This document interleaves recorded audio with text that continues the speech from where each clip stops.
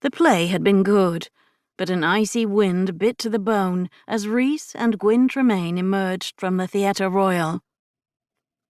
"Our carriage shall be down to the left," Rhys said. "And the sooner we get into it and head for home, the better. Shall we end the evening by sipping brandy in front of a roaring fire?" "That sounds most appealing," Gwyn said as she took his arm. Then she halted, feeling a powerful intuition. "But not yet. Let's take a bit of a walk first." "You sense something that needs to be found, Lady Tremayne?" Rhys asked mildly. Since his wife was one of the best finders in Britain, he knew better than to argue.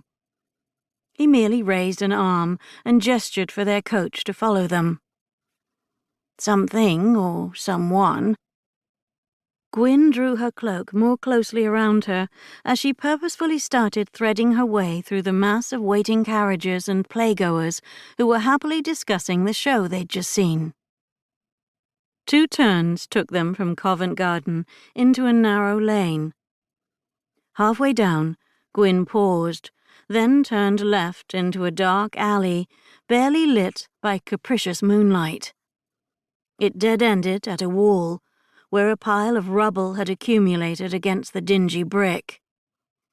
Heedless of her expensive cloak, she knelt on the frozen ground and said softly, "You can come out now, my lad. You're safe."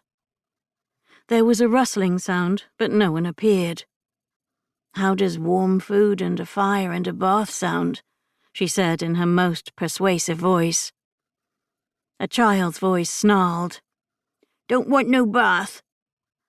"Then we'll start with the food and the fire," she said peaceably. "Will you show yourself?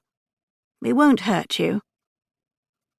Rhys stood silently behind her, knowing a frightened child would fear a rather large-grown man more than a soft-voiced woman.